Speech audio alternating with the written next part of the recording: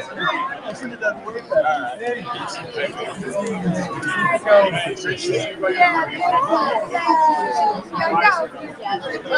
Secretary, can't wait to connect with you. You have so much fun. Yes. Exactly.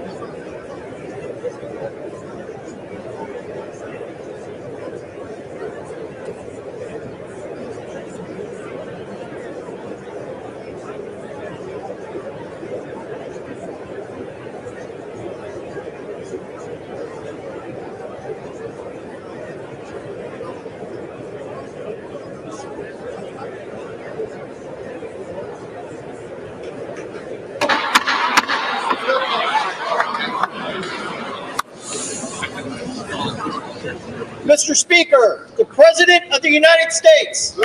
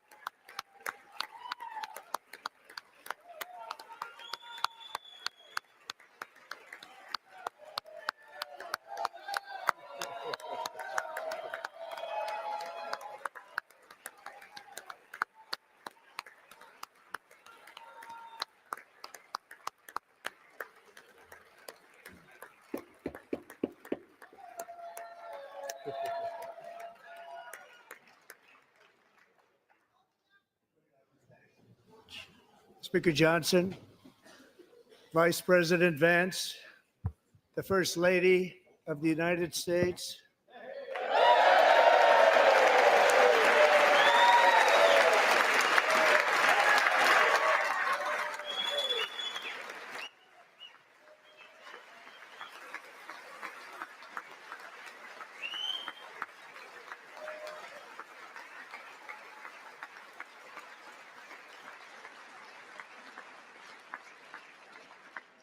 members of the United States Congress, thank you very much.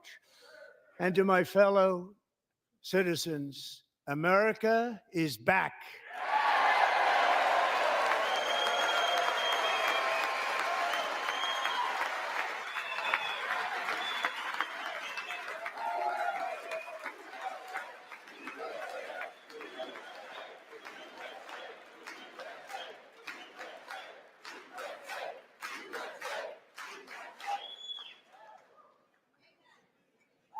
Six weeks ago, I stood beneath the dome of this Capitol and proclaimed the dawn of the golden age of America. From that moment on, it has been nothing but swift and unrelenting action to usher in the greatest and most successful era in the history of our country. We have accomplished more in 43 days than most administrations accomplished in 4 years or 8 years, and we are just getting started.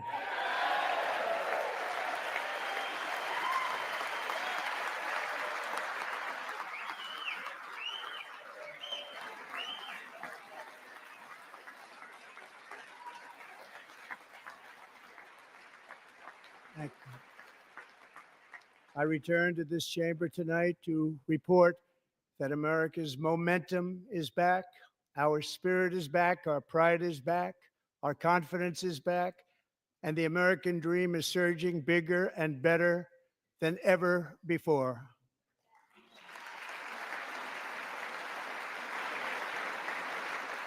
The American dream is unstoppable, and our country is on the verge of a comeback, the likes of which the world has never witnessed and perhaps will never witness again. There's never been anything like it. The presidential election of November 5th was a mandate like has not been seen in many decades. We won all 7 swing states, giving us an electoral college victory of 312 votes.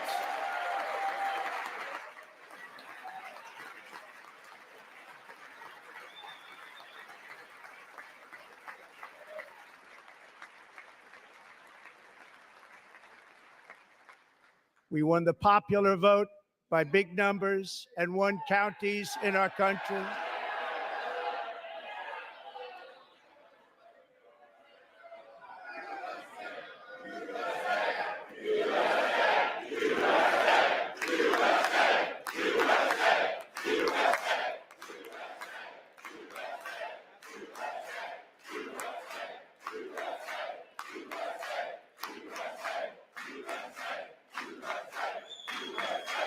And won counties in our country, 2,700 to 525, on a map that reads almost completely red for Republican.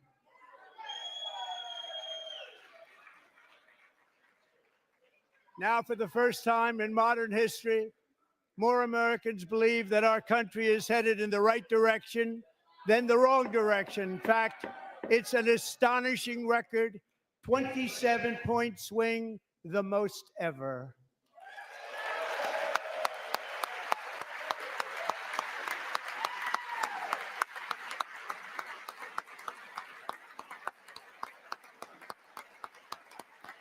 Likewise, small business optimism saw its single largest one-month gain ever recorded, Mr. President. a 41-point jump.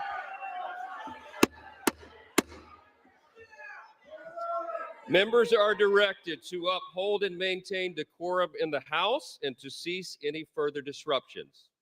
That's your warning.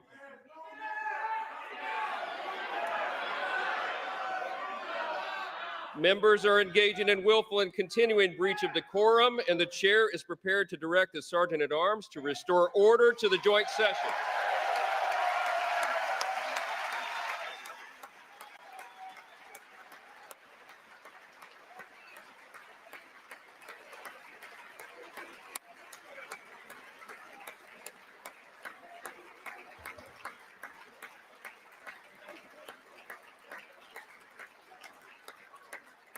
Mr. Green, take your seat. Take your seat, sir. Take your seat. Finding that members continue to engage in willful and concerted disruption of proper decorum, the chair now directs the Sergeant at Arms to restore order. Remove this gentleman from the chamber.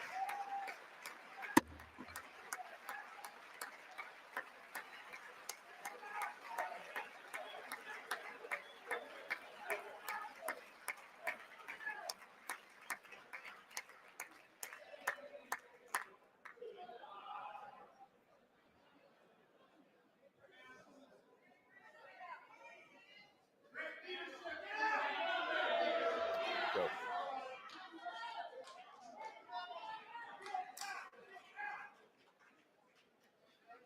Members are directed to uphold and maintain decorum in the House. Mr. President, you continue. Thank you. Over the past 6 weeks, I have signed nearly 100 executive orders and taken more than 400 executive actions, a record, to restore common sense, safety, optimism, and wealth all across our wonderful land. The people elected me to do the job, and I'm doing it.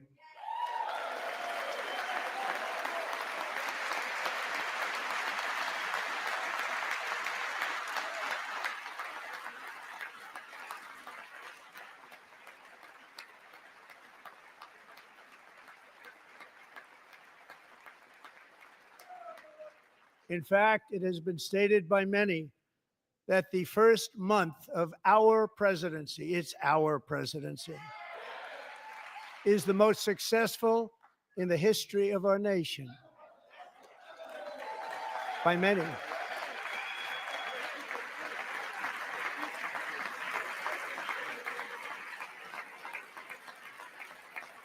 And what makes it even more impressive is that, do you know who number 2 is? George Washington. How about that? How about that? I don't know about that list, but we'll take it. Within hours of taking the oath of office, I declared a national emergency on our southern border, and I deployed the U.S. military and Border Patrol to repel the invasion of our country. And what a job they've done. As a result, illegal border crossings last month were by far the lowest ever recorded, ever.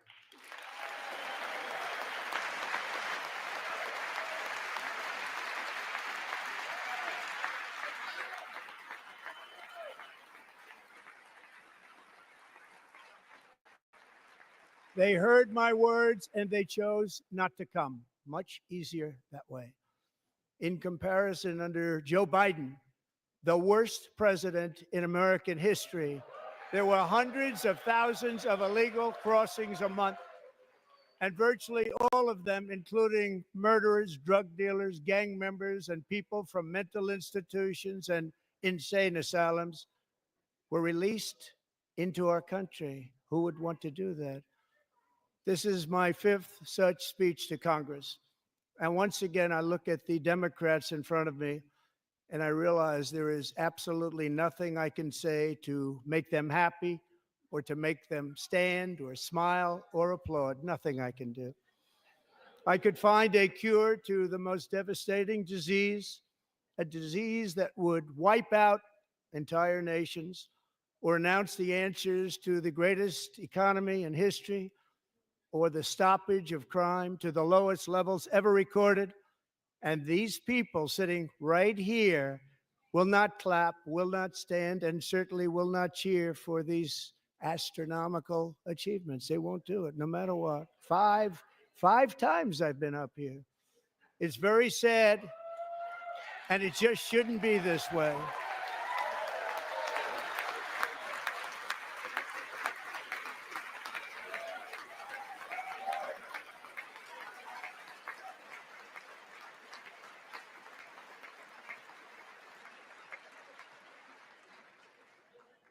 So, Democrats sitting before me, for just this one night, why not join us in celebrating so many incredible wins for America? For the good of our nation, let's work together and let's truly make America great again.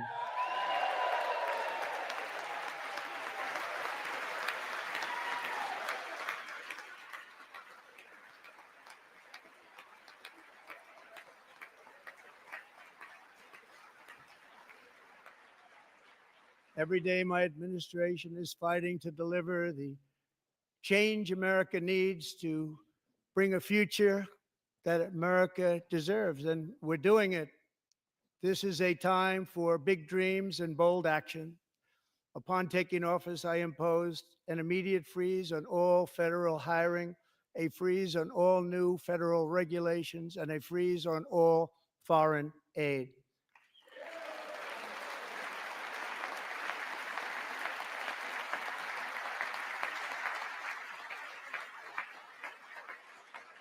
I terminated the ridiculous Green New Scam. I withdrew from the unfair Paris Climate Accord, which was costing us trillions of dollars that other countries were not paying. I withdrew from the corrupt World Health Organization.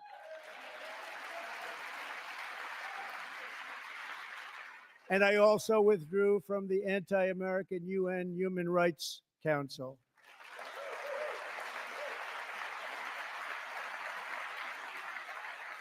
We ended all of Biden's environmental restrictions that were making our country far less safe and totally unaffordable. And importantly, we ended the last administration's insane electric vehicle mandate, saving our auto workers and companies from economic destruction.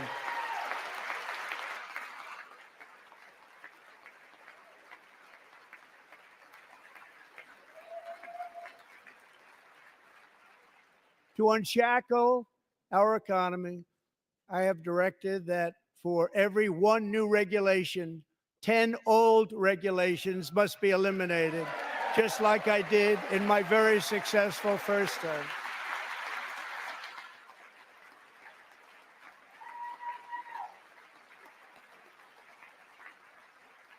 And in that first term, we set records on ending unnecessary rules and regulations like no other president had done before. We ordered all federal workers to return to the office. They will either show up for work in person or be removed from their job.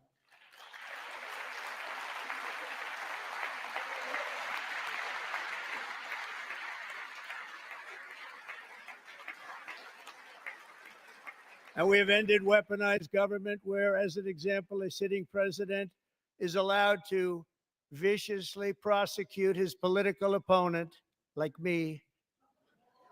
How did that work out? Not too good. Not too good.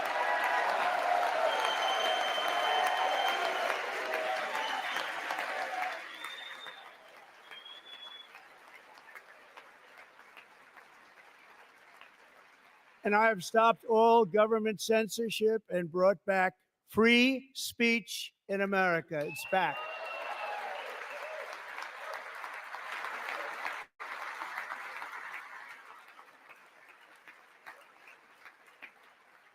And 2 days ago, I signed an order making English the official language of the United States of America.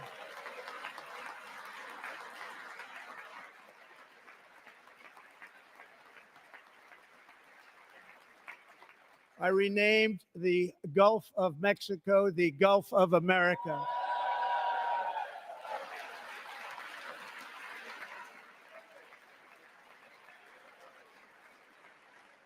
And likewise, I renamed, for a great president, William McKinley, Mount McKinley again.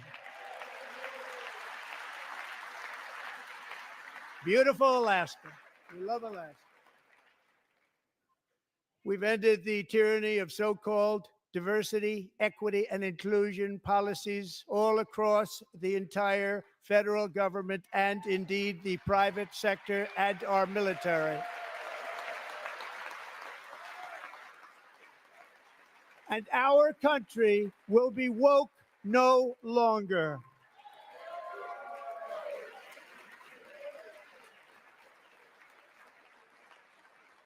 We believe that whether you are a doctor, an accountant, a lawyer, or an air traffic controller, you should be hired and promoted based on skill and competence, not race or gender.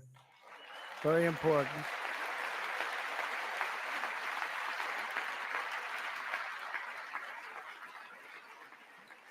You should be hired based on merit. And the Supreme Court, in a brave and very powerful decision, has allowed us to do so. Thank you. Thank you very much. Thank you. We have removed the poison of critical race theory from our public schools, and I signed an order making it the official policy of the United States government that there are only two genders, male and female.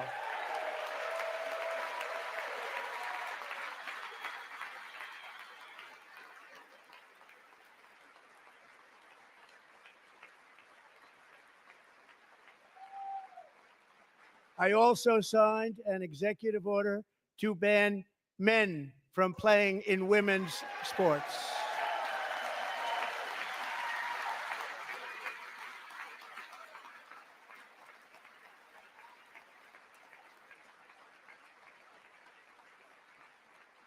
Three years ago, Peyton McNabb was an all-star high school athlete, one of the best, preparing for a future in college sports. But when her girls' volleyball match was invaded by a male, he smashed the ball so hard in Peyton's face, causing traumatic brain injury, partially paralyzing her right side and ending her athletic career. It was a shot like she's never seen before. She's never seen anything like it. Peyton is here tonight in the gallery, and Peyton, from now on, schools will kick the men off the girls' team, or they will lose all federal funding.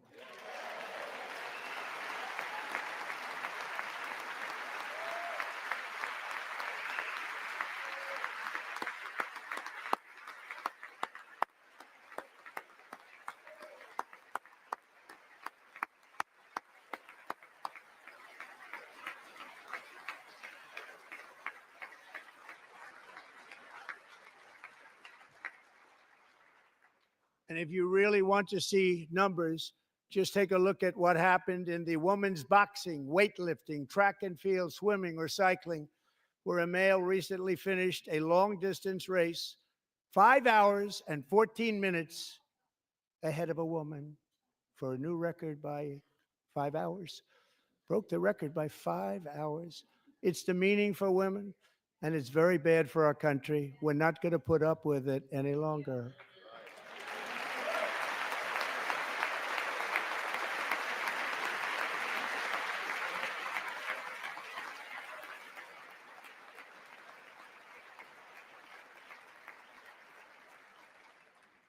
What I have just described is only a small fraction of the common sense revolution that is now, because of us, sweeping the entire world. Common sense has become a common theme, and we will never go back. Never. Never going to let that happen. Among my very highest priorities is to rescue our economy and get dramatic and immediate relief to working families. As you know, we inherited from the last administration an economic catastrophe and an inflation nightmare. Their policies drove up energy prices, pushed up grocery costs, and drove the necessities of life out of reach for millions and millions of Americans. They've never had anything like it. We suffered the worst inflation in 48 years, but perhaps even in the history of our country. They're not sure. As president, I'm fighting every day to reverse this damage and make America affordable again.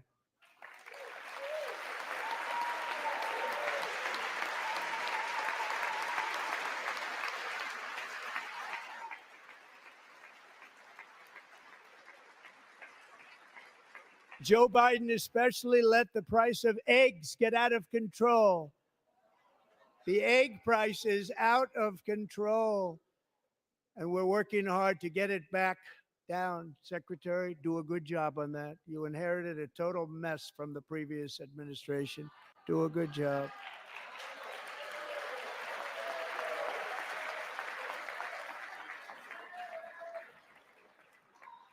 A major focus of our fight to defeat inflation is rapidly reducing the cost of energy.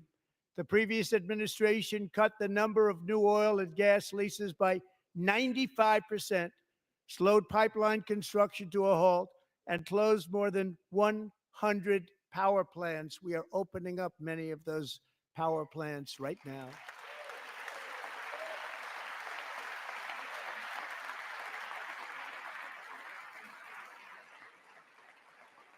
And frankly, we have never seen anything like it. That's why on my first day in office, I declared a national energy emergency.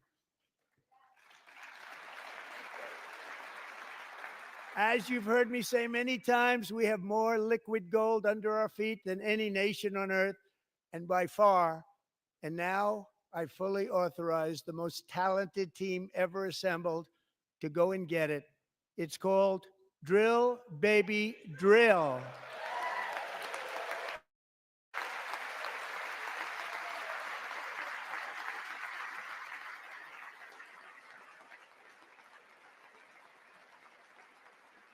My administration is also working on a gigantic natural gas pipeline in Alaska, among the largest in the world, where Japan, South Korea, and other nations want to be our partner with investments of trillions of dollars each. There's never been anything like that one.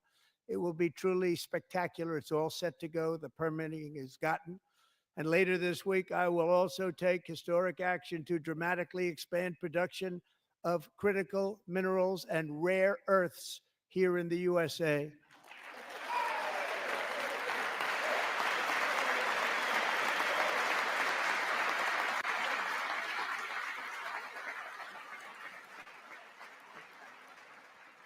To further combat inflation, we will not only be reducing the cost of energy, but will be ending the flagrant waste of taxpayer dollars.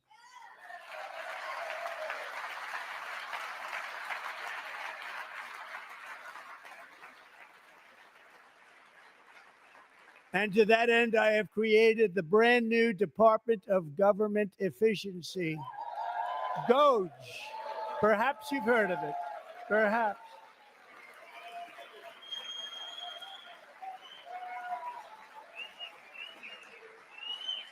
Which is headed by Elon Musk, who is in the gallery tonight.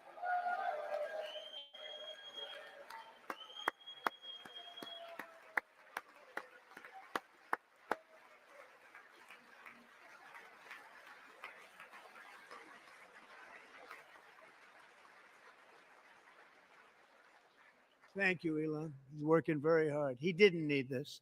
He didn't need this. Thank you very much. We appreciate it. Everybody here, even this side, appreciates it, I believe. They just don't want to admit that. Just listen to some of the appalling waste we have already identified. $22 billion from HHS to provide free housing and cars for illegal aliens.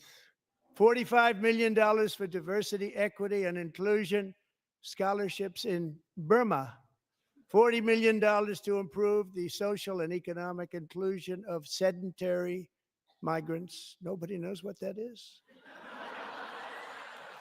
$8 million to promote LGBTQI+ in the African nation of Lesotho, which nobody has ever heard of. $60 million for indigenous peoples and Afro-Colombian empowerment in Central America, $60 million. $8 million for making mice transgender. This is real. $32 million for a left-wing propaganda operation in Moldova. $10 million for male circumcision in Mozambique. $20 million for the Arab Sesame Street in the Middle East. It's a program. $20 million for a program. $1.9 billion to recently created Decarbonization of Homes Committee, headed up, and we know she's involved. Just at the last moment, the money was passed over by a woman named Stacey Abrams. Have you ever heard of her? A $3.5 million consulting contract for lavish fish monitoring. $1.5 million for voter confidence in Liberia. $14 million for social cohesion in Mali. $59 million for illegal alien hotel rooms in New York City. He's a real estate developer. He's done very well. $250,000 to increase vegan local climate action innovation in Zambia. $42 million for social and behavior change in Uganda. $14 million for improving public procurement in Serbia. $47 million for improving learning outcomes in Asia. Asia's doing very well with learning. I don't know what we're doing. Should use it ourselves. And $101 million for DEI contracts at the Department of Education, the most ever paid, nothing even like it. Under the Trump administration, all of these scams, and they're far worse, but I didn't think it was appropriate to talk about them. They're so bad. Many more have been found out and exposed and swiftly terminated by a group of very intelligent, mostly young people, headed up by Elon, and we appreciate it. We found hundreds of billions of dollars of fraud.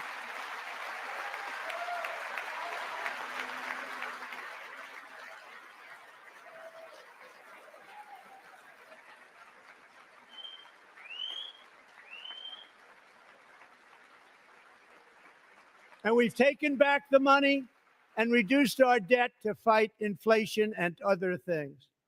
Taking back a lot of that money. We got it just in time. This is just the beginning. The Government Accountability Office, a federal government office, has estimated annual fraud of over $500 billion in our nation, and we are working very hard to stop it. We're going to. We're also identifying shocking levels of incompetence and probable fraud in the Social Security program for our seniors, and that our seniors and people that we love rely on. Believe it or not, government databases list 4.7 million Social Security members from people aged 100 to 109 years old. It lists 3.6 million people from ages 110 to 119. I don't know any of them. I know some people that are rather elderly, but not quite that elderly. 3.47 million people from ages 120 to 129. 3.9 million people from ages 130 to 139. 3.5 million people from ages 140 to 149. And money is being paid to many of them. And we're searching right now. In fact, Pam, good luck. Good luck. You're going to find it.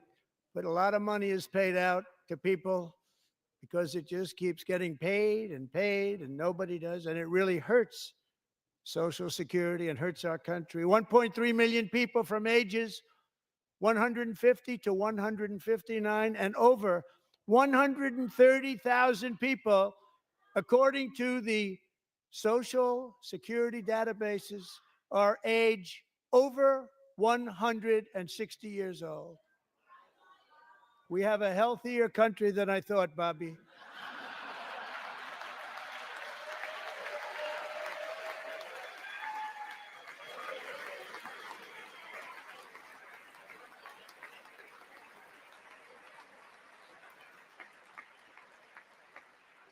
Including, to finish, 1,039 people between the ages of 220 and 229, one person between the age of 240 and 249, and one person is listed at 360 years of age.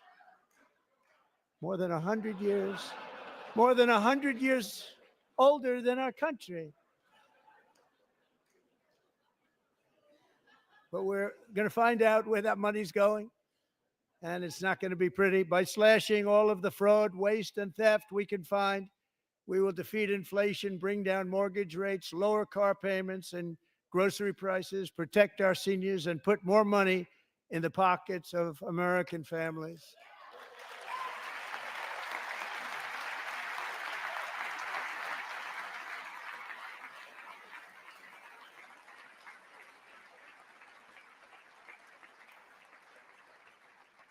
And today, interest rates took a beautiful drop, big, beautiful drop. It's about time.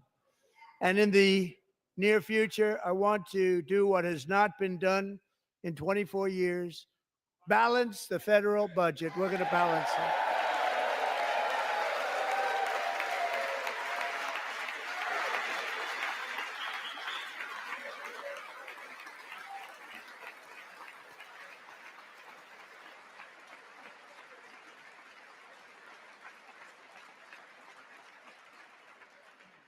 With that goal in mind, we have developed in great detail what we are calling the Gold Card, which goes on sale very, very soon. For $5 million, we will allow the most successful job-creating people from all over the world to buy a path to U.S. citizenship. It's like the green card, but better and more sophisticated. And these people will have to pay tax in our country. They won't have to pay tax from where they came. The money that they've made, you wouldn't want to do that, but they have to pay tax, create jobs. They'll also be taking people out of colleges and paying for them so that we can keep them in our country instead of having them being forced out. Number one, at the top school, as an example, being forced out and not being allowed to stay and create tremendous numbers of jobs and great success for a company out there. So while we take out the criminals, killers, traffickers, and child predators who are allowed to enter our country under the open border policy of these people, the Democrats, the Biden administration, the open border insane policies that you've allowed to destroy our country, we will now bring in brilliant, hardworking, job-creating people. They're going to pay a lot of money, and we're going to reduce our debt with that money.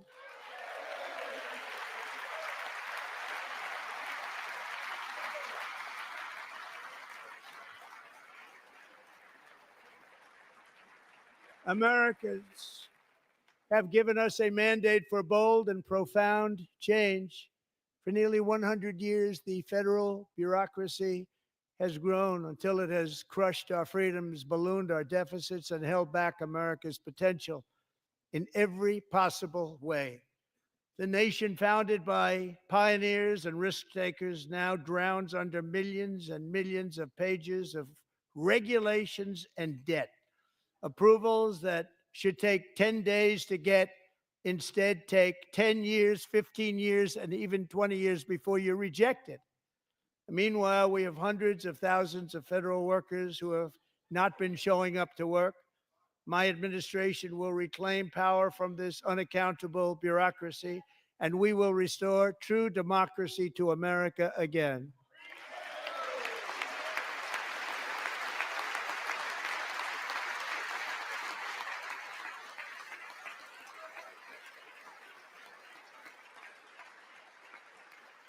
And any federal bureaucrat who resists this change will be removed from office immediately. Because we are draining the swamp. It's very simple. And the days of rule by unelected bureaucrats are over.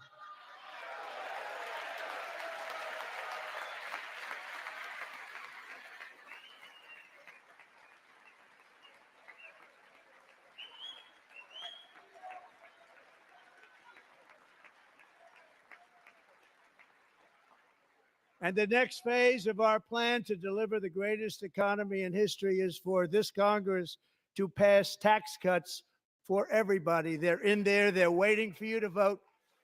And I'm sure that the people on my right, I don't mean the Republican right, but my right here, I'm sure you're going to vote for those tax cuts, because otherwise I don't believe the people will ever vote you into office. So I'm doing you a big favor by telling you that.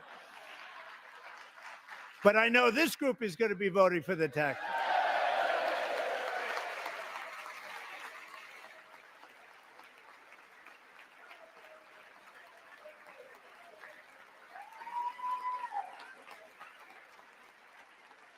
Thank you. It's a very, very big part of our plan. We had tremendous success in our first term with it. A very big part of our plan. We're seeking permanent income tax cuts all across the board. And to get urgently needed relief to Americans hit especially hard by inflation, I'm calling for no tax on tips, no tax on overtime, and no tax on Social Security benefits for our great seniors.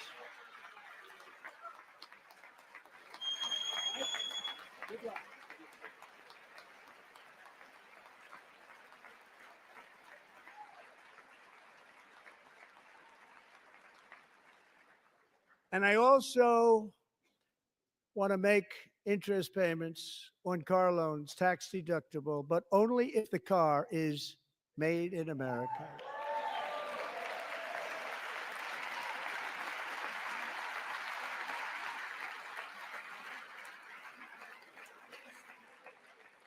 And by the way, we're going to have growth in the auto industry like nobody's ever seen. Plants are opening up all over the place. Deals are being made. Never seen. That's a combination of the election win and tariffs. It's a beautiful word, isn't it? That, along with our other policies, will allow our auto industry to absolutely boom. It's going to boom. Spoke to the majors today, all three, the top people, and they're so excited. In fact, already numerous car companies have announced that they will be building massive automobile plants in America, with Honda just announcing a new plant in Indiana, one of the largest anywhere in the world.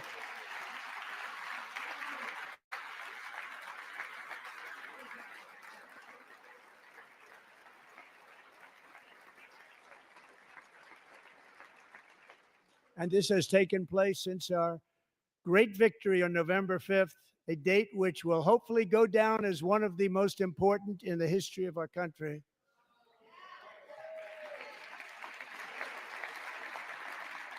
In addition, as part of our tax cuts, we want to cut taxes on domestic production and all manufacturing.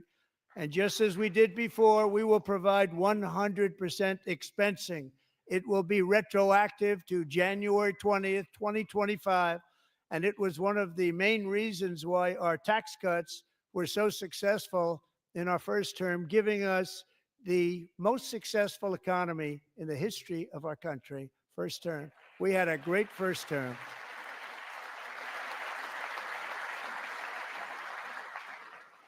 If you don't make your product in America, however, under the Trump administration, you will pay a tariff, and in some cases, a rather large one.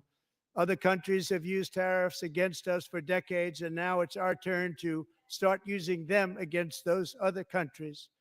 On average, the European Union, China, Brazil, India, Mexico, and Canada, have you heard of them? And countless other nations charge us tremendously higher tariffs than we charge them. It's very unfair. India charges us auto tariffs higher than 100%. China's average tariff on our products is twice what we charge them. And South Korea's average tariff is 4 times higher. Think of that, 4 times higher. And we give so much help militarily and in so many other ways to South Korea, but that's what happens. This is happening by friend and foe. This system is not fair to the United States and never was. And so on April 2nd, I wanted to make it April 1st, but I didn't want to be accused of April Fool's Day. That's not, just one day cost us a lot of money. But we're going to do it in April. I'm a very superstitious person. April 2nd, reciprocal tariffs kick in. And whatever they tariff us, other countries, we will tariff them. That's reciprocal, back and forth. Whatever they tax us, we will tax them. If they do non-monetary tariffs to keep us out of their market, then we will do non-monetary barriers to keep them out of our market. There's a lot of that too. They don't even allow us in their market. We will take in trillions and trillions of dollars and create jobs like we have never seen before. I did it with China and I did it with others, and the Biden administration couldn't do anything about it because there was so much money they couldn't do anything about it. We have been ripped off for decades by nearly every country on earth, and we will not let that happen any longer.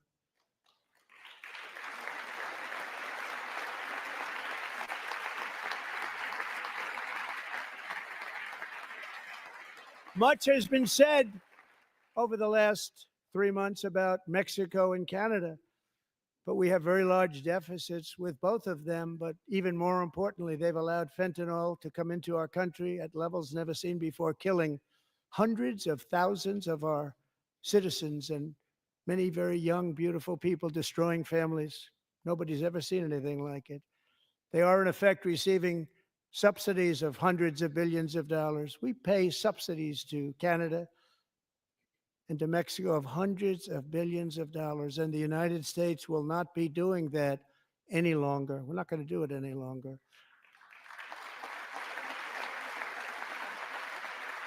Thanks to our America First policies we're putting into place, we have had $1.7 trillion of new investment in America in just the past few weeks. The combination of the election and our economic policies that people of SoftBank, one of the most brilliant anywhere in the world, announced a $200 billion investment. OpenAI and Oracle, Larry Ellison, announced $500 billion investment, which they wouldn't have done if Kamala had won. Apple announced $500 billion investment. Tim Cook called me. He said, I cannot spend it fast enough. It's going to be much higher than that, I believe. They'll be building their plants here instead of in China. And just yesterday, Taiwan Semiconductor, the biggest in the world, most powerful in the world, has a tremendous amount, 97% of the market, announced a $165 billion investment to build the most powerful chips on earth right here in the USA.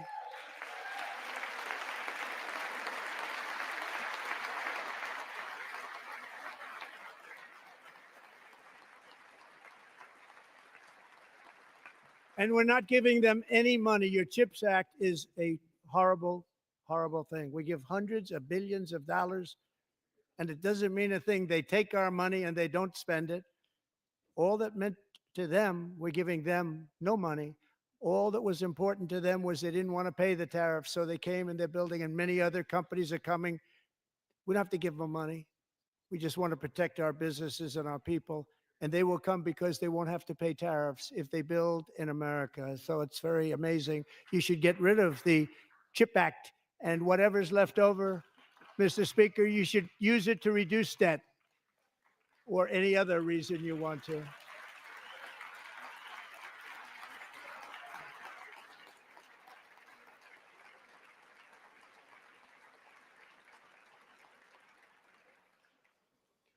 Our new trade policy will also be great for the American farmer. I love the farmer,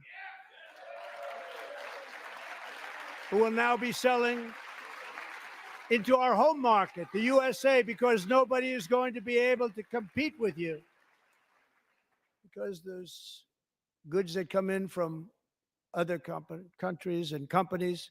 They're really in a bad position in so many different ways. They're uninspected. They may be very dirty and disgusting, and they come in and they pour in and they hurt our American farmers. The tariffs will go on agricultural product coming into America, and our farmers, starting on April 2nd, it may be a little bit of an adjustment period. We had that before when I made the deal with China, $50 billion of purchases. And I said, just bear with me. And they did. They did. Probably have to bear with me again. And this will be even better. That was great. The problem with it was that Biden didn't enforce it. He didn't enforce it. $50 billion of purchases. And we were doing great, but Biden did not enforce it. And it hurt our farmers. But our farmers are going to have a field day right now. So to our farmers, have a lot of fun. I love you too. I love you too. It's all going to happen.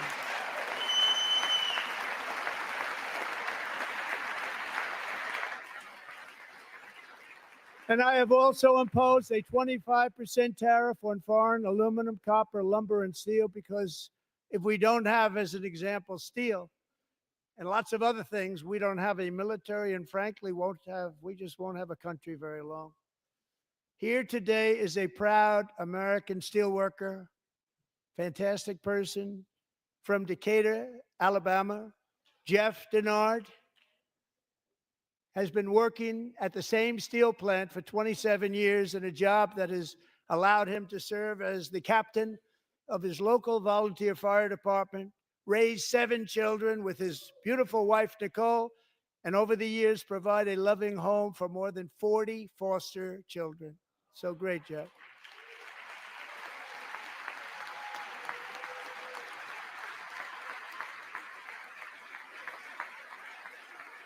Thank you, Jeff. Thank you, Jeff.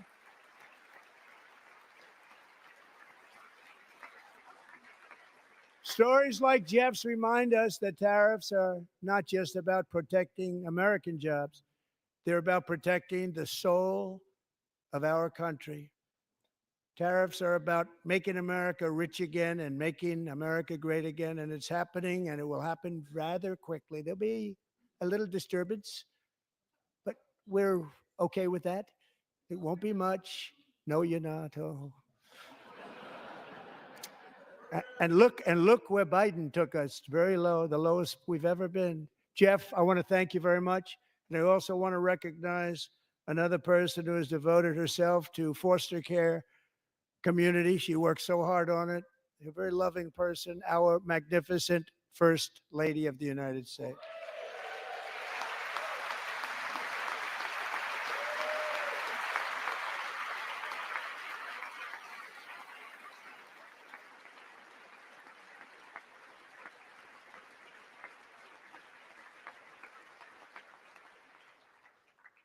Melania's work has yielded incredible results, helping prepare our nation's future leaders as they enter the workforce. Our First Lady is joined by 2 impressive young women, very impressive. Haley Ferguson, who benefited from the First Lady's Fostering the Future initiative and is poised to complete her education and become a teacher. And Elliston Berry, who became a victim of an illicit deepfake image produced by a peer. With Elliston's help, the Senate just passed the Take It Down Act, and this is so important. Thank you very much, John. John Thune, thank you. Stand up, John. Thank you, John.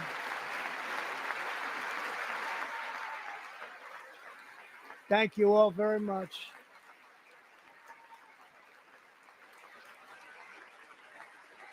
Thank you. And thank you to John Thune and the Senate. Great job. To criminalize the publication of such images online is terrible, terrible thing. And once it passes the House, I look forward to signing that bill into law. Thank you. And I'm going to use that bill for myself too, if you don't mind. Because nobody gets treated worse than I do online. Nobody. That's great. Thank you very much to the Senate. Thank you. But if we truly care about protecting Americans' children, no step is more crucial than securing America's borders. Over the past 4 years, 21 million people poured into the United States. Many of them were murderers, human traffickers, gang members, and other criminals from the streets of dangerous cities all throughout the world. Because of Joe Biden's insane and very dangerous open border policies, they are now strongly embedded in our country, but we are getting them out and getting them out fast.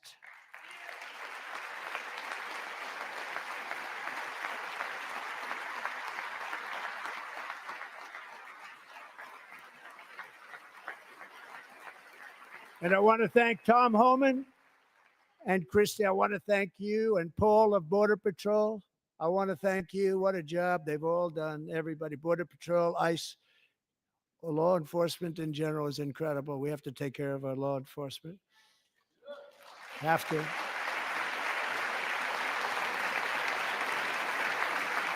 Last year,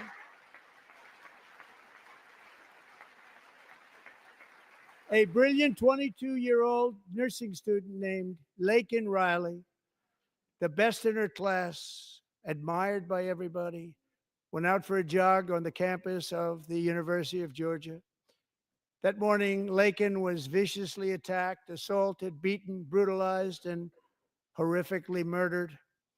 Laken was stolen from us by a savage illegal alien gang member who was arrested while trespassing across Biden's open southern border and then set loose into the United States under the heartless policies of that failed administration. It was indeed a failed administration. He had then been arrested and released in a Democrat-run sanctuary city, a disaster, before ending the life of this beautiful young angel. With us this evening are Laken's beloved mother, Allison, and her sister, Lauren.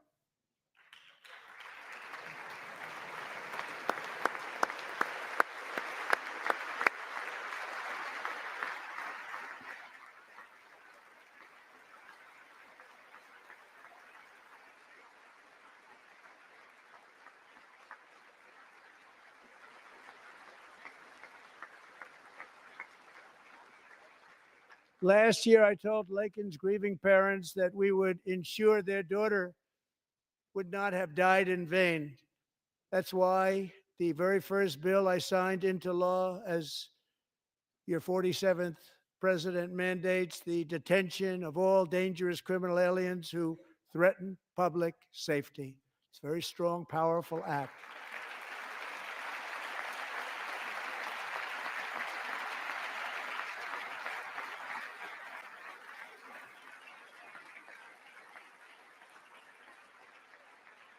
It's called the Laken-Riley Act.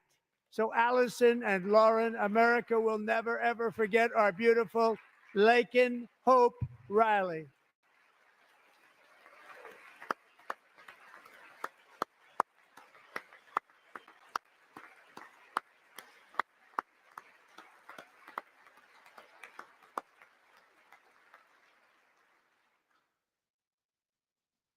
Thank you very much.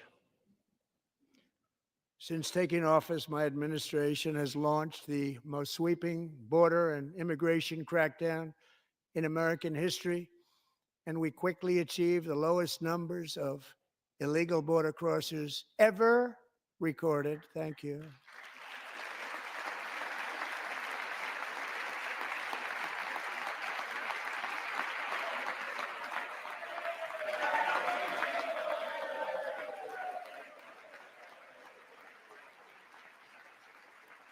The media and our friends in the Democrat Party kept saying we needed new legislation. We must have legislation to secure the border. But it turned out that all we really needed was a new president.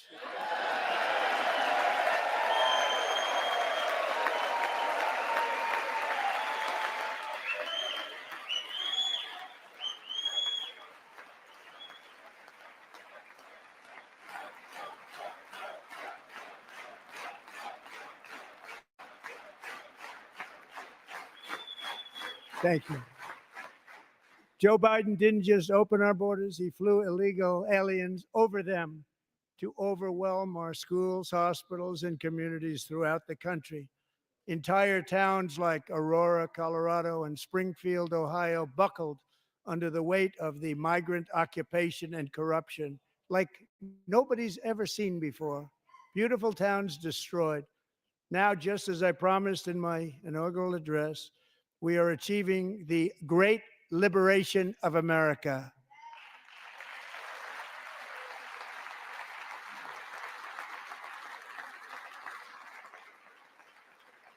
But there still is much work to be done. Here tonight is a woman I have gotten to know, Alexis Nungary from Houston.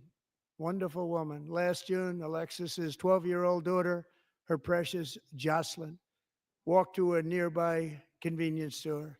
She was kidnapped, tied up, assaulted for 2 hours under a bridge, and horrifically murdered. Arrested and charged with this heinous crime are two illegal alien monsters from Venezuela, released into America by the last administration through their ridiculous open border. The death of this beautiful 12-year-old girl and the agony of her mother and family touched our entire nation greatly. Alexis, I promised that we would always remember your daughter, your magnificent daughter. And earlier tonight, I signed an order keeping my word to you. One thing I have learned about Jocelyn is that she loved animals so much. She loved nature. Across Galveston Bay, from where Jocelyn lived in Houston, you will find a magnificent national wildlife refuge, a pristine, peaceful, 34,000-acre sanctuary for all of God's creatures on the edge of the Gulf of America. Alexis, moments ago, I formally renamed that refuge in loving memory of your beautiful daughter, Jocelyn.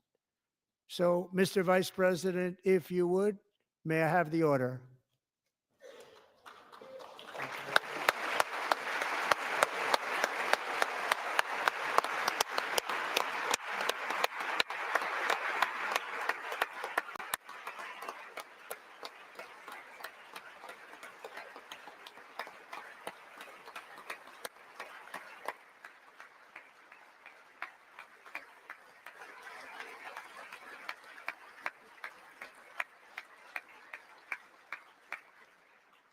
Thank you very much. All three savages charged with Jocelyn and Lakin's murders were members of the Venezuelan prison gang, the toughest gang, they say, in the world, known as Tren de Aragua. 2 weeks ago, I officially designated this gang, along with MS-13 and the bloodthirsty Mexican drug cartels, as foreign terrorist organizations.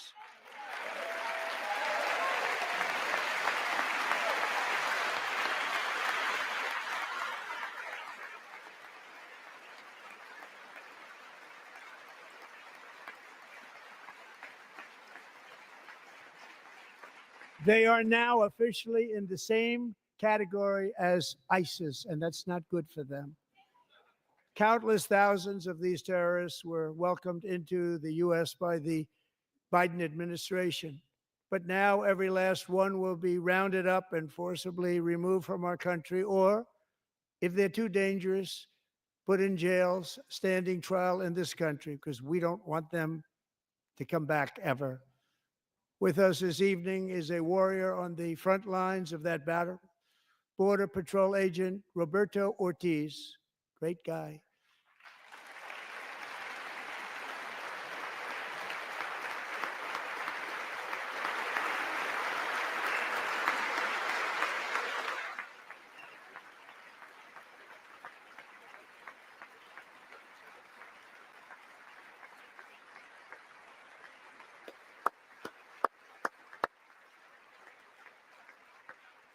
In January, Roberto and another agent were patrolling by the Rio Grande near an area known as Cartel Island. Doesn't sound too nice to me.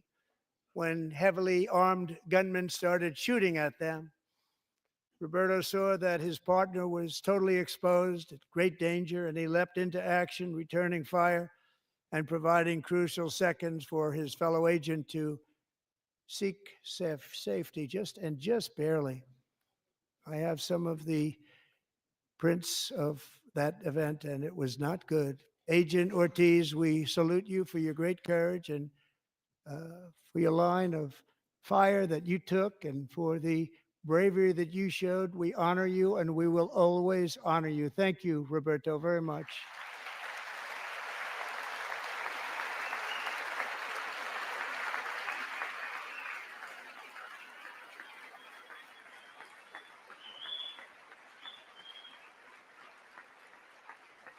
Thank you, Roberto. And I actually got to know him on my many calls to the border. He's a great, great gentleman. The territory to the immediate south of our border is now dominated entirely by criminal cartels that murder, rape, torture, and exercise total control. They have total control over a whole nation, posing a grave threat to our national security. The cartels are waging war in America, and it's time for America to wage war on the cartels, which we are doing.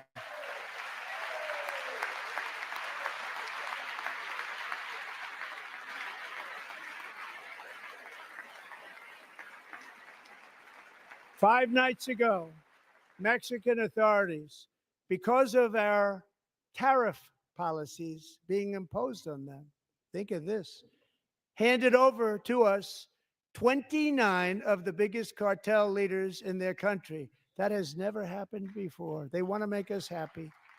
First time ever. But we need Mexico and Canada to do much more than they've done, and they have to stop the fentanyl and drugs pouring into the USA. They're going to stop it. I have sent Congress a detailed funding request laying out exactly how we will eliminate these threats to protect our homeland and complete the largest deportation operation in American history, larger even than current record holder, President Dwight D. Eisenhower, a moderate man, but someone who believed very strongly in borders. Americans expect Congress to send me this funding without delay so I can sign it into law. So, Mr. Speaker, John Thune, both of you, I hope you're going to be able to do that, Mr. Speaker. Thank you. Mr. Leader, thank you. Thank you very much. And let's get it to me. I'll sign it so fast, you won't even believe it.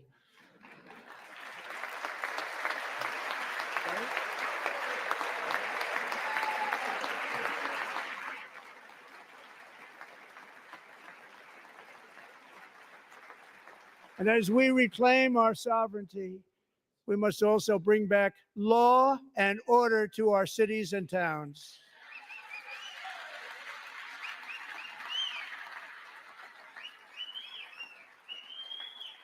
In recent years, our justice system has been turned upside down by radical left lunatics. Many jurisdictions virtually ceased enforcing the law against dangerous repeat offenders while weaponizing law enforcement against political opponents like me. My administration has acted swiftly and decisively to restore fair, equal, and impartial justice under the constitutional rule of law, starting at the FBI and the DOJ. Pam, good luck. Cash, wherever you may be, good luck. Good luck. Pam Bondi, good luck. So important. Going to do a great job. Cash, thank you. Thank you, Cash.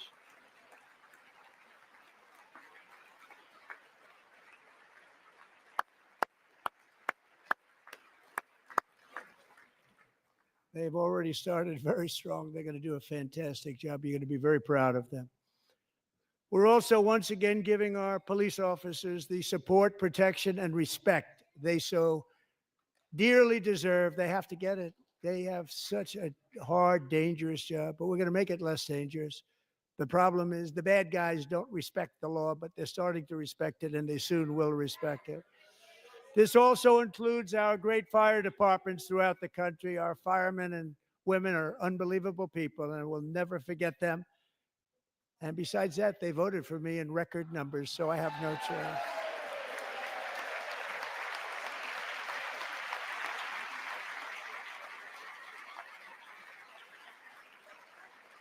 One year ago this month, 31-year-old New York police officer Jonathan Diller, unbelievably wonderful person and a great officer, was gunned down at a traffic stop on Long Island. I went to his funeral.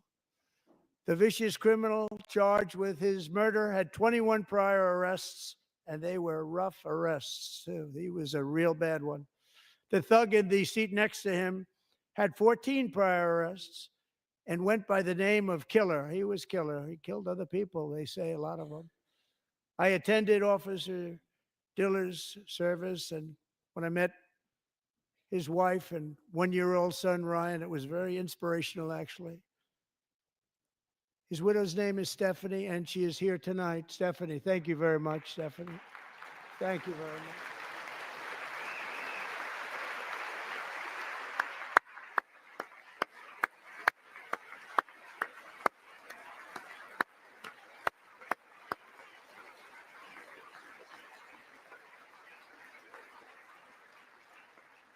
Stephanie, we're going to make sure that Ryan knows his dad was a true hero, New York's finest.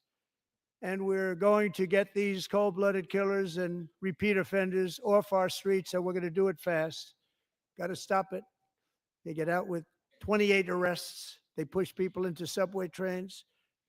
They hit people over the head, back of the head with baseball bats. We got to get them out of here. I've already signed an executive order requiring a mandatory death penalty for anyone who murders a police officer. And tonight I'm asking Congress to pass that policy into permanent law.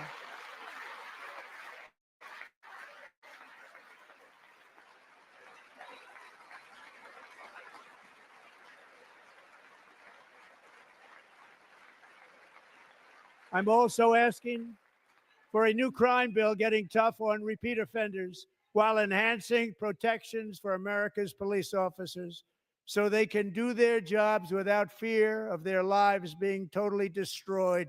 They don't want to be killed. We're not going to let them be killed. Joining us in the gallery tonight is a young man who truly loves our police. His name is DJ Daniel. He is 13 years old, and he has always dreamed of becoming a police officer.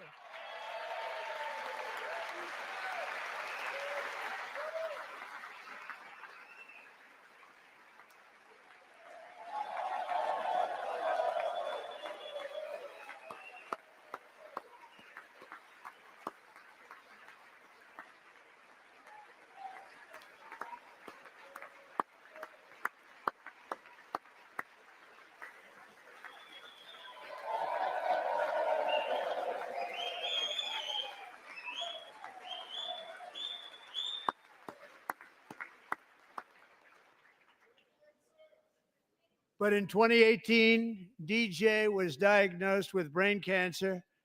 The doctors gave him 5 months at most to live. That was more than 6 years ago.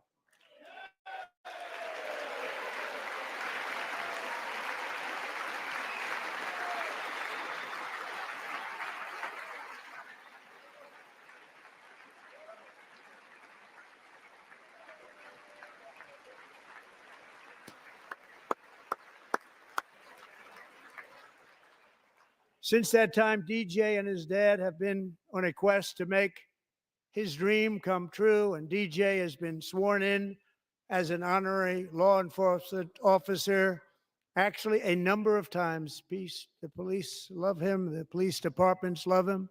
And tonight, DJ, we're going to do you the biggest honor of them all. I am asking our new Secret Service Director, Sean Curran, to officially make you an agent of the United States Secret Service.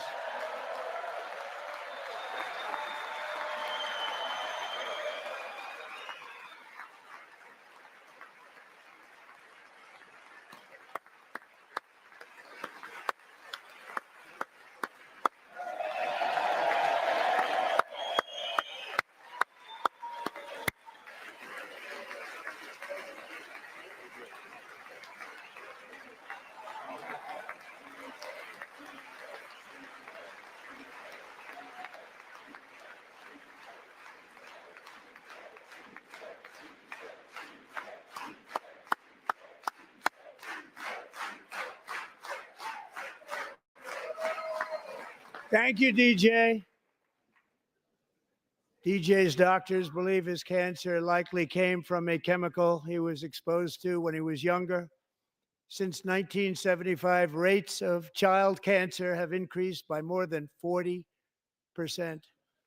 Reversing this trend is one of the top priorities for our new presidential commission to make America healthy again, chaired by our new Secretary of Health and Human Services, Robert F. Kennedy, Jr.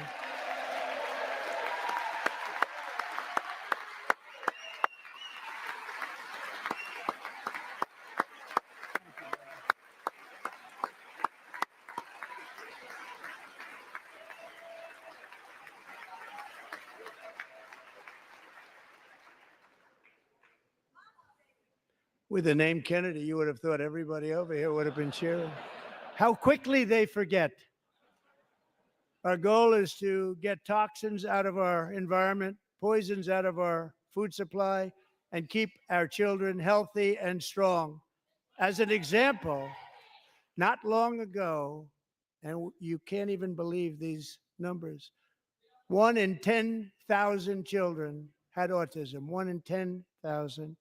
And now it's 1 in 36. There's something wrong. 1 in 36. Think of that. So we're going to find out what it is, and there's nobody better than Bobby and all of the people that are working with you. You have the best to figure out what is going on. Okay, Bobby, good luck. It's a very important job. Thank you. Go get 'em.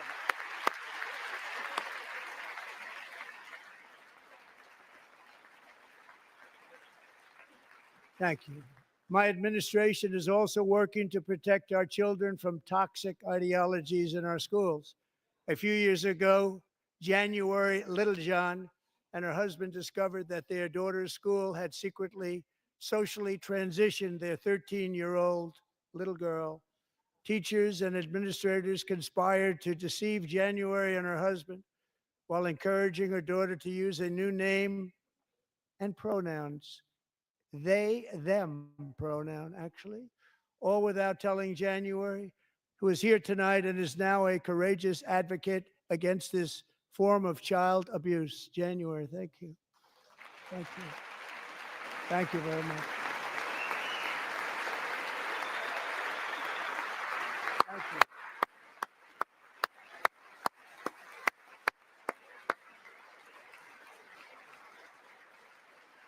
Thank you. Stories like this are why, shortly after taking office, I signed an executive order banning public schools from indoctrinating our children with transgender ideology.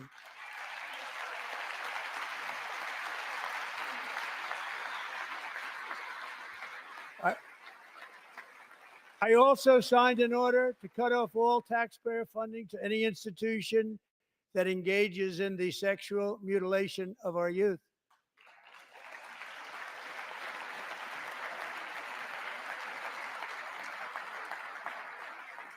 And now I want Congress to pass a bill permanently banning and criminalizing sex changes on children and forever ending the lie that any child is trapped in the wrong body.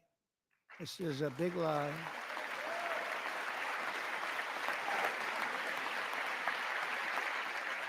And our message to every child in America is that you are perfect exactly the way God made you.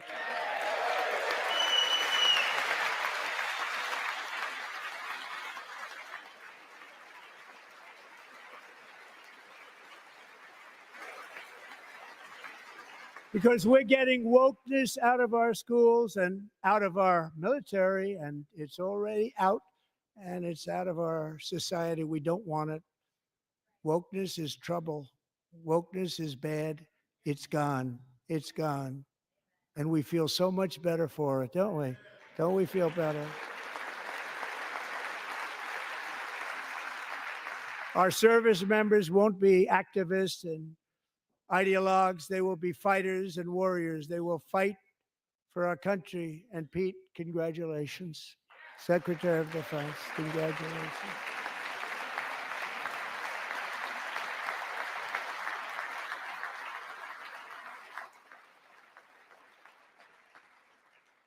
And he's not big into the woke movement, I can tell you. I know him well. I am pleased to report that in January, the U.S. Army had its single best recruiting month in 15 years, and that all armed services are having among the best recruiting results ever in the history of our services. What a difference.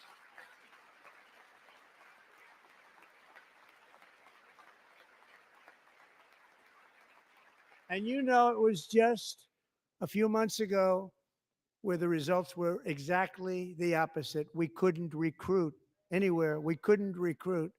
Now we're having the best results just about that we've ever had. What a tremendous turnaround. It's really a beautiful thing to see. People love our country again. It's very simple. They love our country and they love being in our military again. So it's a great thing. And thank you very much. Great job. Thank you.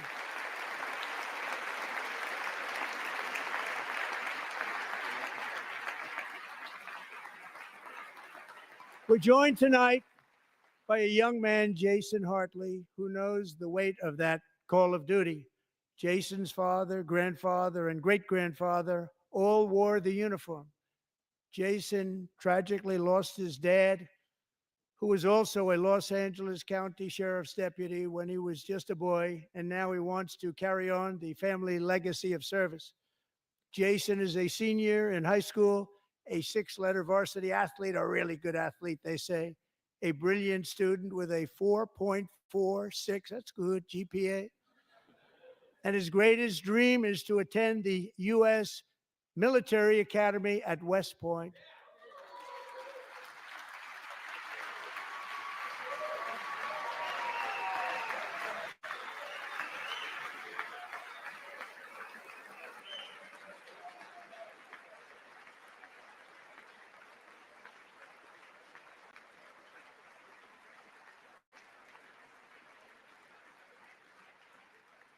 And Jason, that's a very big deal getting in. That's a hard one to get into. But I'm pleased to inform you that your application has been accepted. You will soon be joining the Corps of Cadets.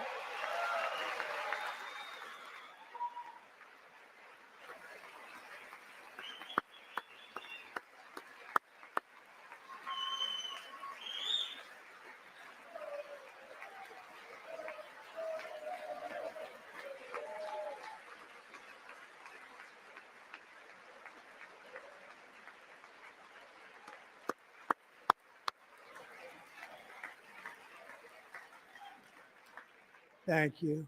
Jason, you're going to be on the lone gray line, Jason.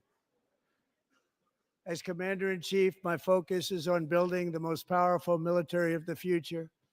As a first step, I'm asking Congress to fund a state-of-the-art Golden Dome missile defense shield to protect our homeland, all made in the USA.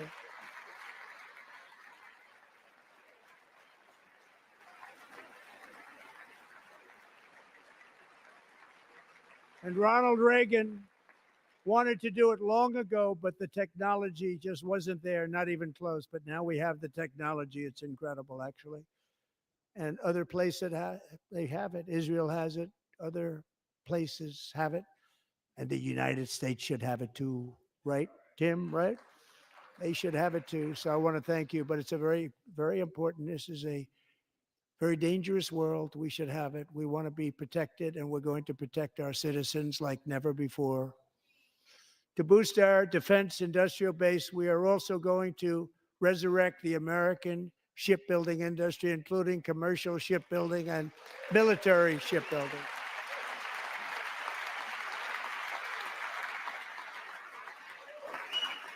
And for that purpose, I am announcing tonight that we will create a new Office of Shipbuilding in the White House and offer special tax incentives to bring this industry home to America where it belongs. We used to make so many ships.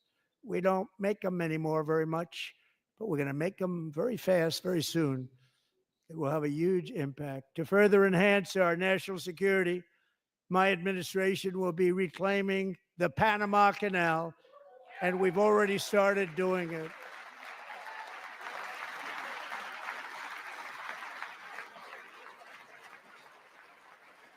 Just today, a large American company announced they are buying both ports around the Panama Canal and lots of other things having to do with the Panama Canal and a couple of other canals. The Panama Canal was built by Americans for Americans, not for others, but others could use it. But it was built at tremendous cost of American blood and treasure. 38,000 workers died building the Panama Canal.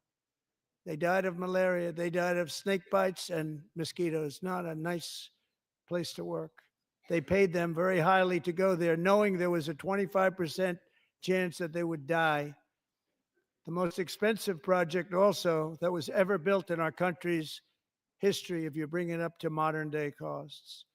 It was given away by the Carter administration for $1, but that agreement has been violated very severely. We didn't give it to China. We gave it to Panama, and we're taking it back.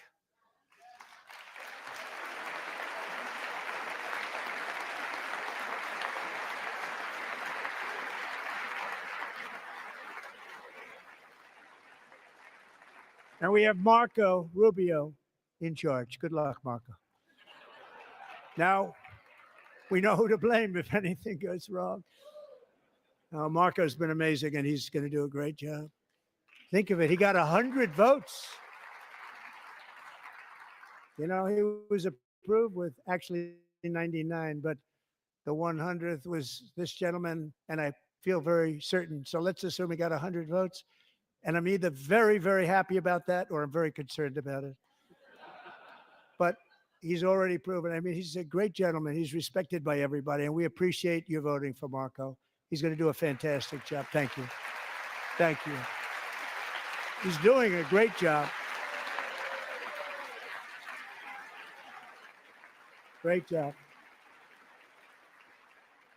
And I also have a message tonight for the incredible people of Greenland. We strongly support your right to determine your own future.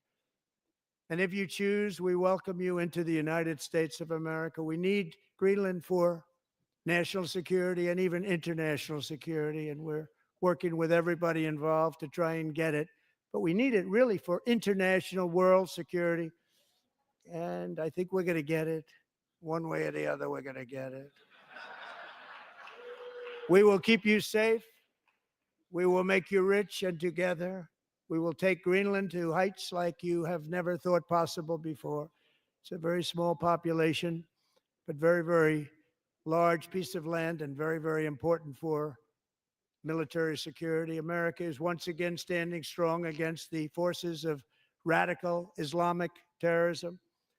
3.5 years ago, ISIS terrorists killed 13 American service members and countless others in the Abbey Gate bombing during the disastrous and incompetent withdrawal from Afghanistan. Not that they were withdrawing, it was the way they withdrew. Perhaps the most embarrassing moment in the history of our country. Tonight, I am pleased to announce that we have just apprehended the top terrorist responsible for that atrocity, and he is right now on his way here to face the swift sword of American justice.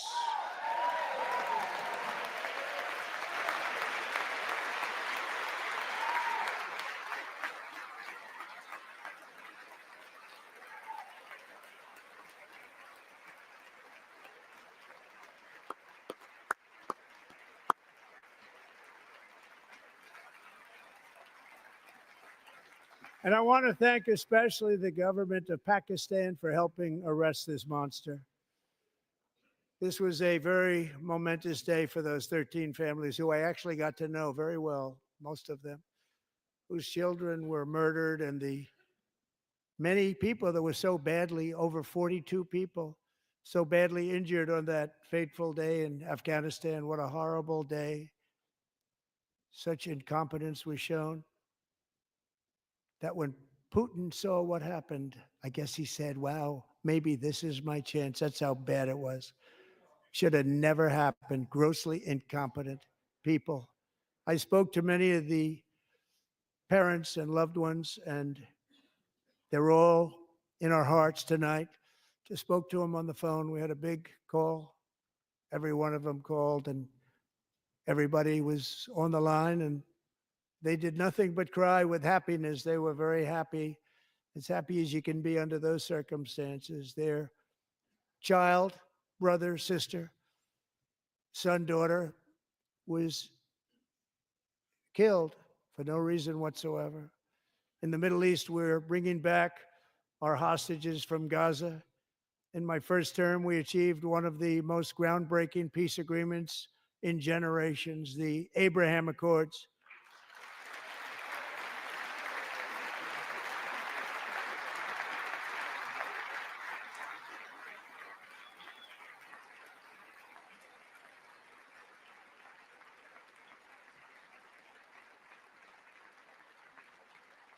And now we're going to build on that foundation to create a more peaceful and prosperous future for the entire region. A lot of things are happening in the Middle East. People have been talking about that so much lately with everything going on with Ukraine and Russia. But a lot of things are happening in the Middle East. It's a rough neighborhood, actually. I'm also working tirelessly to end the savage conflict in Ukraine.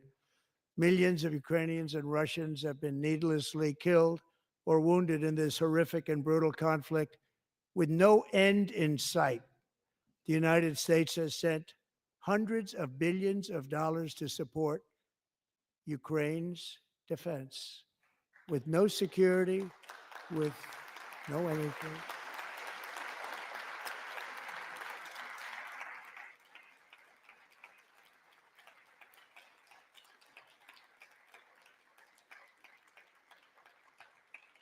Do you want to keep it going for another 5 years?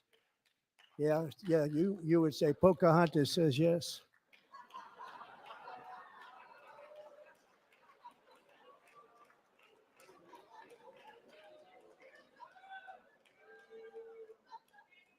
$2,000 people are being killed every single week.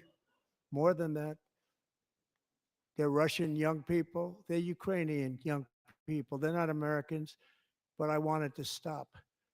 Meanwhile, Europe has sadly spent more money buying Russian oil and gas than they have spent on defending Ukraine by far. Think of that. They've spent more buying Russian oil and gas than they have defending. And we've spent perhaps $350 billion, like taking candy from a baby. That's what happened. And they've spent $100 billion. What a difference that is. And we have an ocean separating us, and they don't. But we're getting along very well with them, and lots of good things are happening. Biden has authorized more money in this fight than Europe has spent by billions and billions of dollars. It's hard to believe that they wouldn't have stopped it and said at some point, come on, let's equalize. You got to be equal to us. But that didn't happen. Earlier today, I received an important letter from President Zelensky of Ukraine. The letter reads, Ukraine is ready to come to the negotiating table as soon as possible to bring lasting peace closer. Nobody wants peace more than the Ukrainians, he said. My team and I stand ready to work under President Trump's strong leadership to get a peace that lasts. We do really value how much America has done to help Ukraine maintain its sovereignty and independence. Regarding the agreement on minerals and security, Ukraine is ready to sign it at any time that is convenient for you. I appreciate that he sent this letter, just got it a little while ago.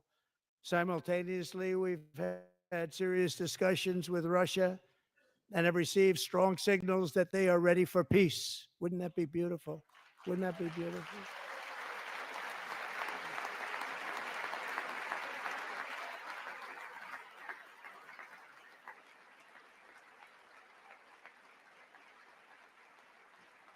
Wouldn't that be beautiful?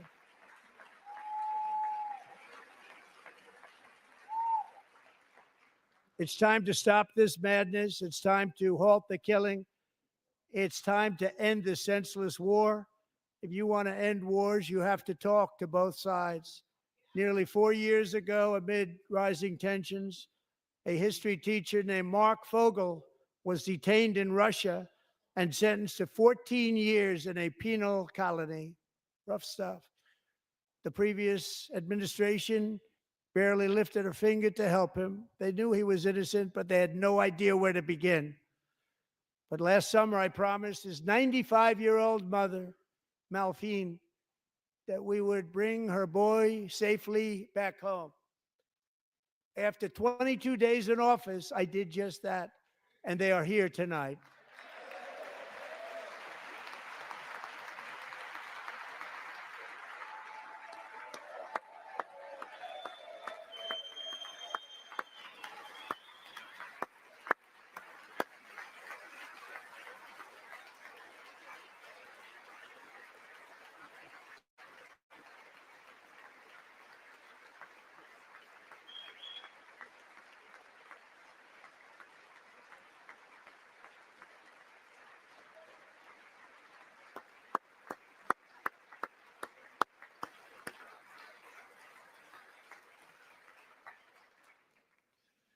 To Mark and his great mom, we are delighted to have you safe and sound and with us.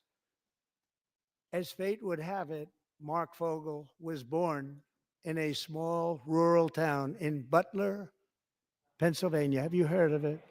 Where his mother has lived for the past 78 years. I just happened to go there last July 13th for a rally. That was not pleasant. And that is where I met his beautiful mom right before I walked onto that stage. And I told her I would not forget what she said about her son. And I never did I? Never forgot. Less than 10 minutes later, at that same rally, gunfire rang out, and a sick and deranged assassin unloaded 8 bullets from his sniper's perch into a crowd of many thousands of people. My life was saved by a fraction of an inch, but some were not so lucky. Corey Comparator was a firefighter, a veteran, a Christian, a husband, a devoted father, and above all, a protector. When the sound of gunshots pierced the air, it was a horrible sound. Corey knew instantly what it was and what to do. He threw himself on top of his wife and daughters and shielded them from the bullets with his own body. Corey was hit really hard. You know the story from there. He sacrificed his life to save theirs. 2 others, very fine people, were also seriously hit. But thankfully, with the help of 2 great country doctors, we thought they were gone and they were saved. So those doctors had great talent. We're joined by Corey's wife, Helen, who was his high school sweetheart, and their 2 beloved daughters, Allison and Kaylee. Thank you.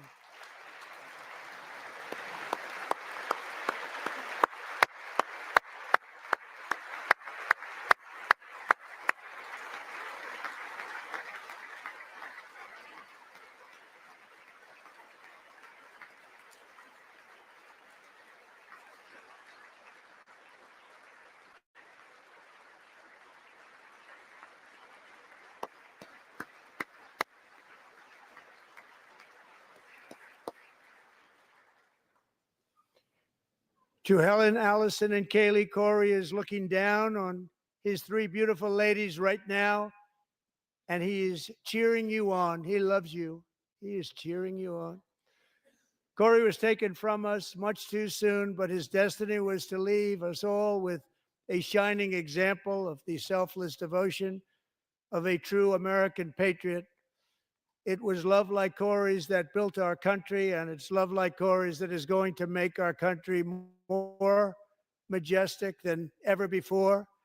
I believe that my life was saved that day in Butler for a very good reason. I was saved by God to make America great again. I believe that.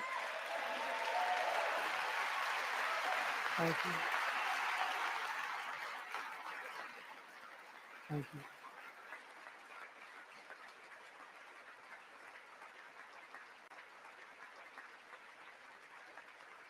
Thank you.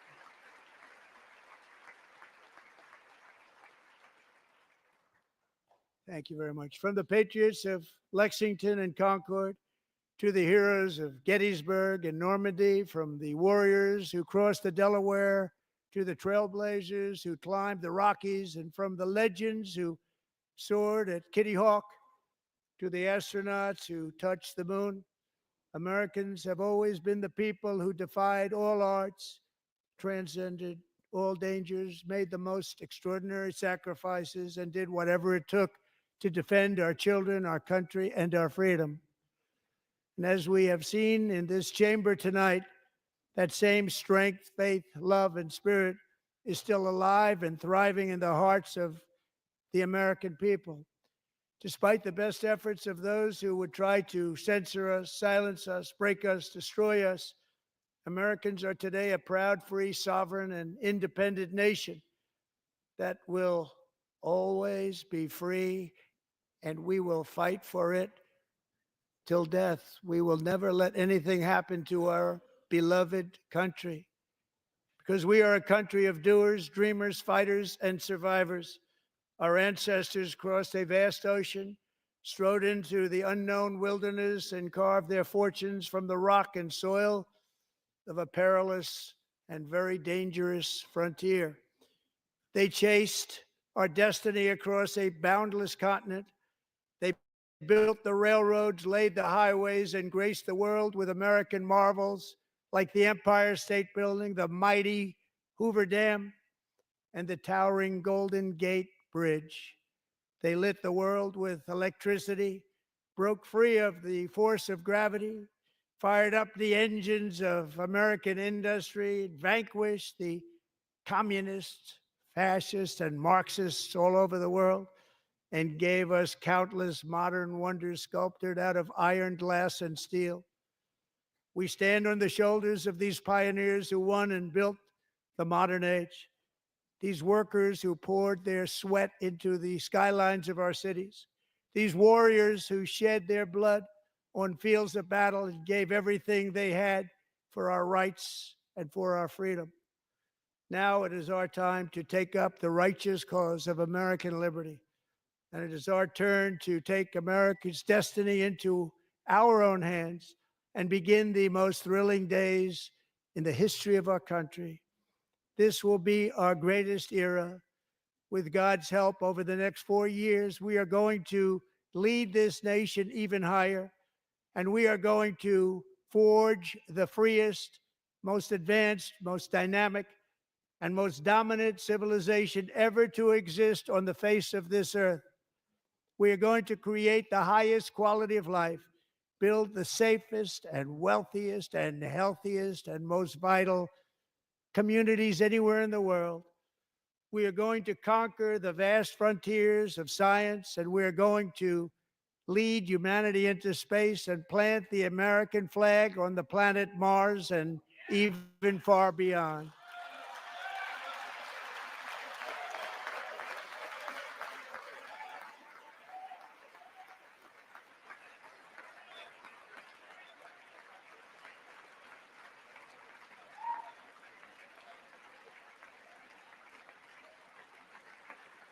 And through it all, we are going to rediscover the unstoppable power of the American spirit. And we are going to renew unlimited promise of the American dream. Every single day, we will stand up and we will fight, fight, fight for the country our citizens believe in and for the country our people deserve.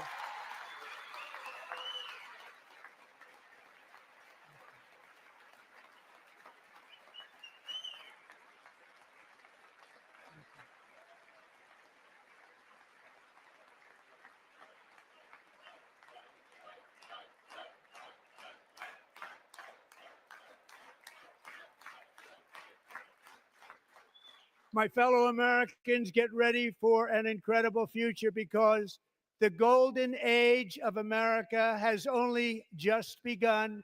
It will be like nothing that has ever been seen before. Thank you. God bless you, and God bless America.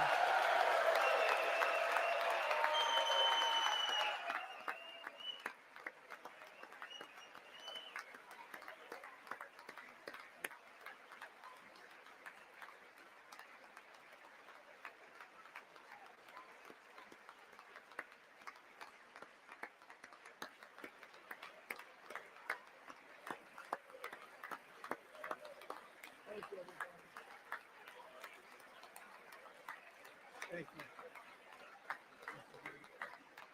Thank you. Thank you very much.